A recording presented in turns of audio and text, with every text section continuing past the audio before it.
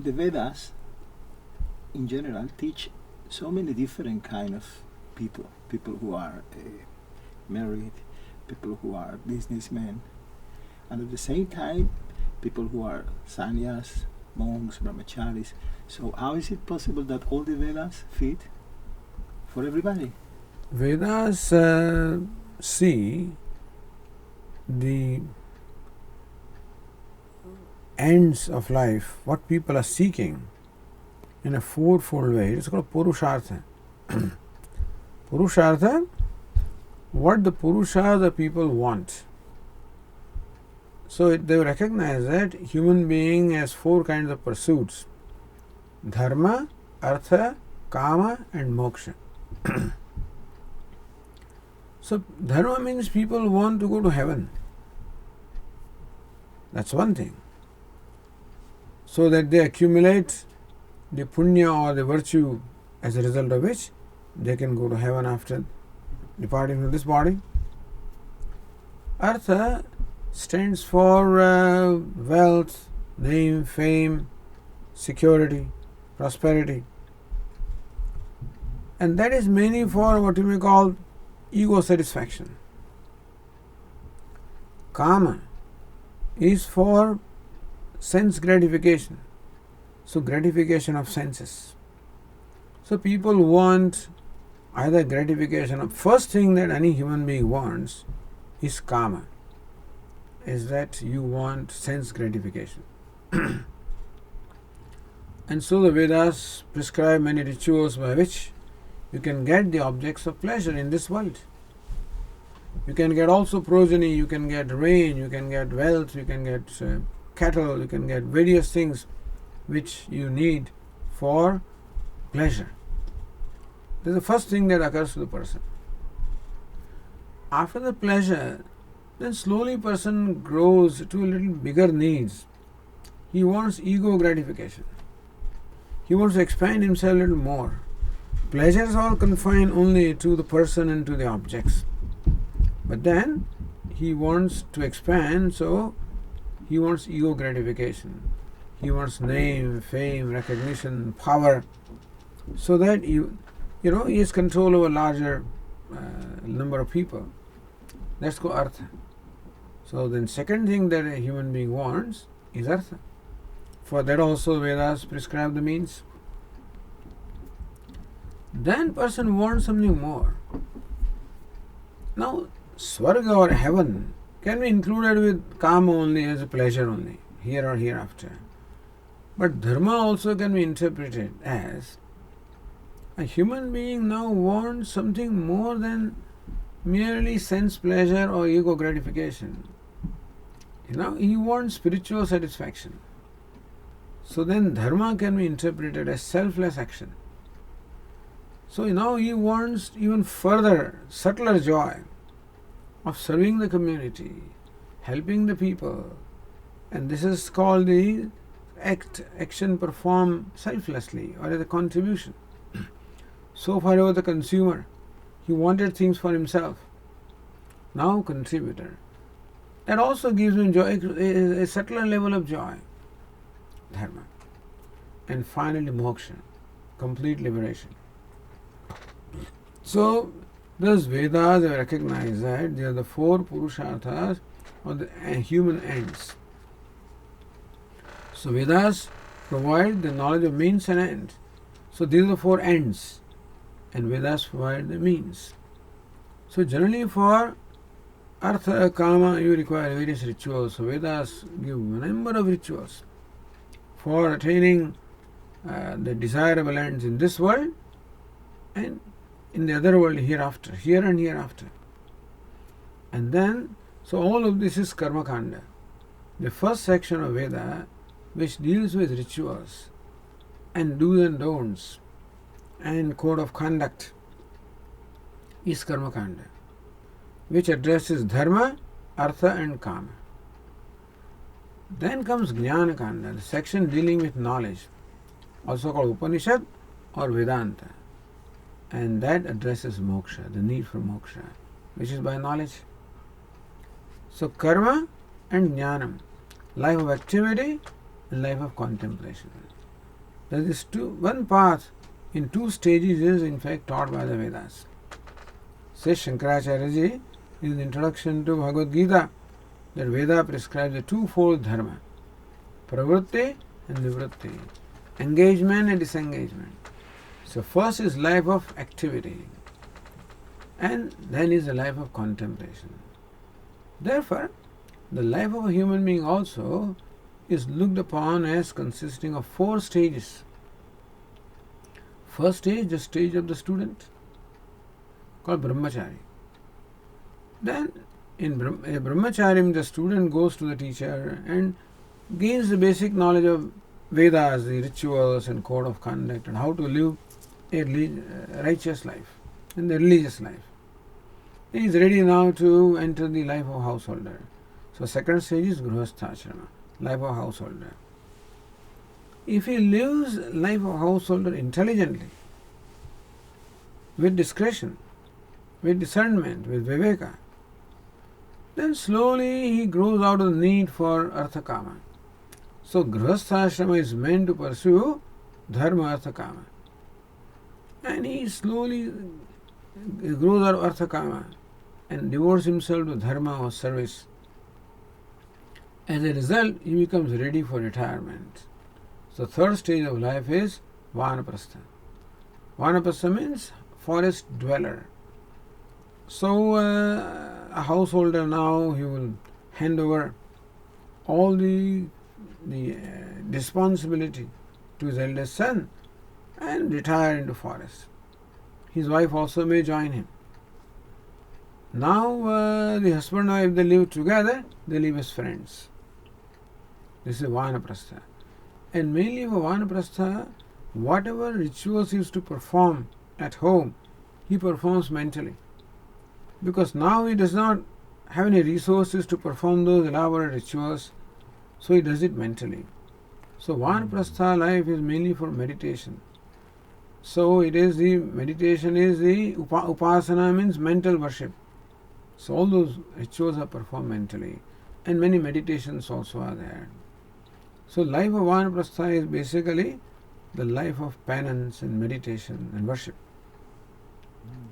As a result, he becomes ready for knowledge. So finally, the Upanishad or the pursuit of knowledge of the self for the sannyasa.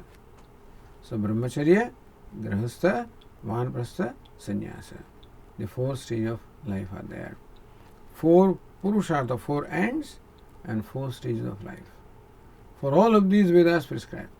And four castes. Vedas also recognize the differences in the disposition of human beings. Because the mind is made up of three gunas or dispositions, sattva, rajas and tamas. So those who enjoy predominance of sattva, they are adept at learning and teaching, brahmanas. Those who have predominance of rajas, followed by sattva, are adept at administration and fighting the warrior class, who are also leaders and administrators. Third, where the rajas is predominant, then tamas, then sattva. They are generally little selfish people, good for business, vaishya. So agriculture, cattle, and trading and all of this is third kind of thing. And those are the predominance of tamas. They don't have that kind of initiative. So they can do what is that to be done by instruction from others. That goes Shudra. Do all the labor class work. That's how the all functions of society also were divided into these 4 classes of people. So 4 classes of people. For them different rituals are there. One set of ritual of Brahmana, different for the Kshatriya, different from Vaishya, So rituals are also different, lifestyle also is different, their duties are also different, because the people are different. So, what is called creation is all diversity. Whole universe is diverse. So human beings also are all different from each other. So classifying them in this manner, by the caste and by the stage of life, and by the duties, and by the goals that they are seeking, Vedas address all these human needs of means and end. Means is what you should do to achieve a given end or the goal. Today, when you, in the lecture of Vivekachudamani, you explain something very interesting, that in the scriptures there are do's and don't do, means what is correct, but in certain point, you talk about certain point where the person is like beyond the scriptures, but at the same time with the scripture. Can you explain a little more? You see, all the rules and regulations are meant to become free from rules and regulations. The karma is meant to become free from karma. So therefore, Vedas teach, Vedas impart the knowledge in Upanishads that this individual self is none other than Brahman, the limitless. So that's the truth about ourselves. That you, I and everybody else is really Brahman, the limitless. And limitlessness is the basic order, a basic truth of the universe. So what you call the basic truth, the satyam of the universe also is Brahman. And so, the whole universe functions in keeping with the order. That order is Ishvara Brahman, and that's your own self. So when you come to know Brahman as yourself, then you know yourself as the truth of the whole universe. So now you're in harmony with the whole universe. So you're in harmony with what is right, harmony with what is good. So a person who knows the self as Brahman is effortlessly good. And therefore he doesn't need to be instructed. So when I have to deliberate and decide what to do, what not to do, then I need guidance. Because it's possible that I may make a wrong choice. And then I may hurt others and I may hurt myself. That is, so as long as this deliberation is there, that need is there, so long do's and don'ts. Vidhi and Nisheda. Do's and don'ts. But when you know the truth, then you already are in harmony. You don't have to be taught harmony. So these do's and don'ts are meant to teach us what the right thing is, what the harmony is in this situation. But the one who has discovered harmony in his own self doesn't need to be taught, doesn't need to be told. So no need of instruction of what to do, what not to do. He spontaneously does what is right and avoids what is not right. In that sense we say that he has transcended or gone beyond the injunctions even of the scriptures. Because scriptures are meant for ignorant people to gain wisdom. When you gain the wisdom, scriptures serve the purpose. And so like any means, like a boat serves the purpose when you cross a river, they don't need that. Scriptures also have served the purpose. So this person now he doesn't disrespect, he respects them. You may teach them also, but he doesn't need them. In that sense, we say that he has become free also from the injunctions or control of the scriptures. There is a very delicate issue that sometimes we hear people who say something like that, but they say from the beginning, you don't need scriptures, you don't need religion, you don't need Upanishads, you don't need nothing. There is only this question, who am I? And that's it. And people go, sit, and they think nothing is needed. And they talk only enlightenment, and that's it.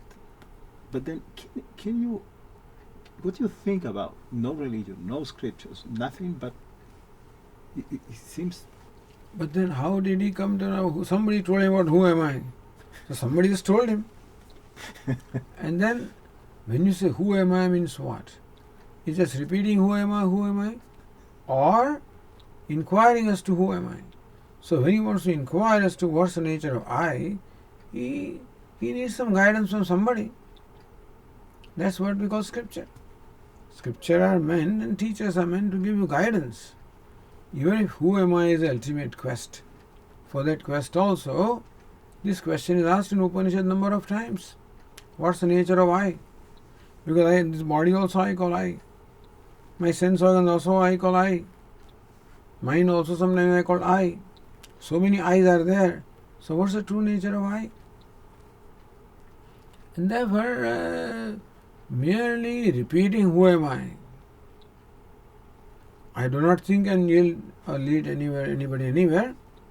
One does need the guidance of what it is, what he is seeking.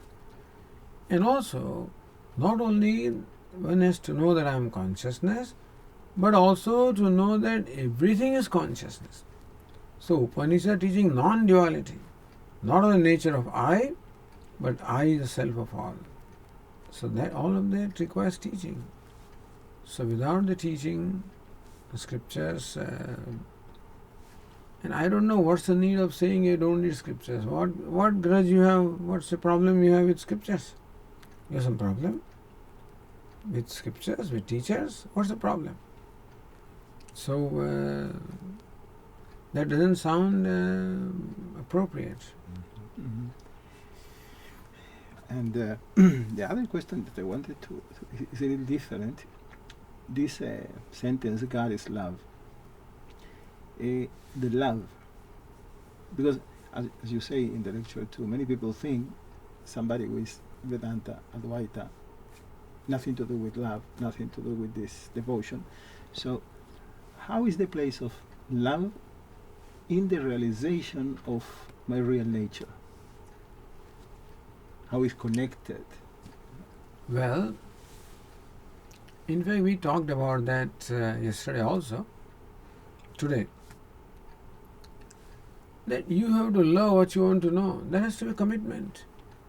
If you want to know, whatever it is that you want to know, should completely occupy your mind, should completely absorb you. Even a scientist also completely gets absorbed in what it is that he wants to know.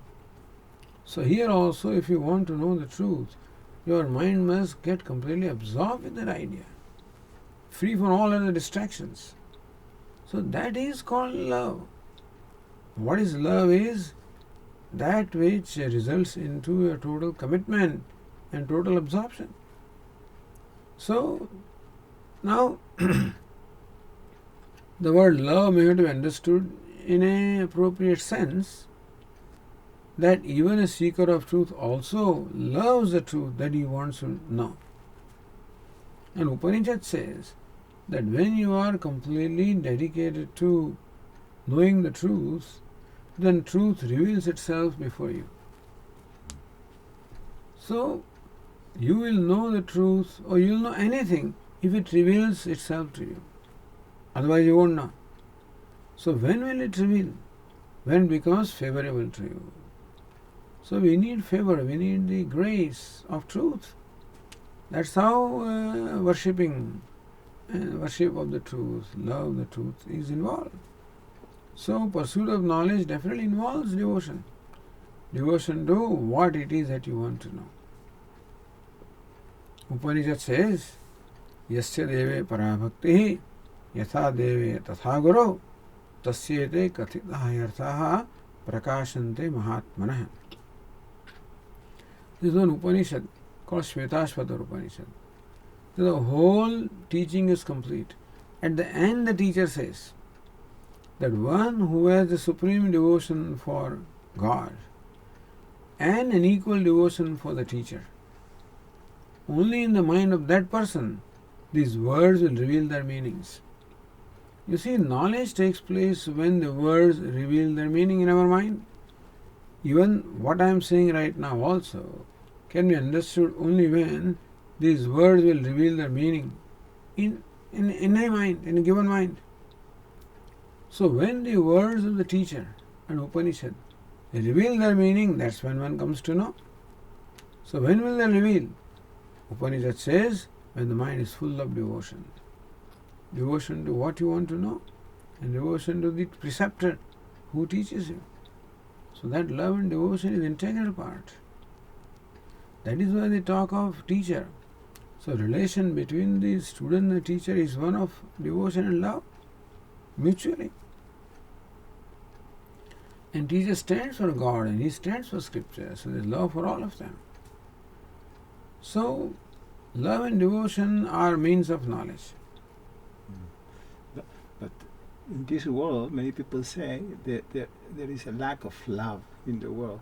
But we see all around so many people say, I fall in love and I love my children, I love my country. This is love too? Or we talk about a different kind of love? No, that is, you see, the nature of the self is love. You and I are nothing but of the nature of love. Whether you call it joy, ananda, or love, or consciousness, or Brahman, it's the same thing. So love is our nature. So whatever we do is really the expression of love. That's what it is. However, what happens is, when love gets mixed with selfishness, it becomes distorted. Then there is partiality for one, cruelty for the other one. Then I love one person at the cost of other. So when people say that there is no love in the universe, it means that the love is polluted by self-centeredness.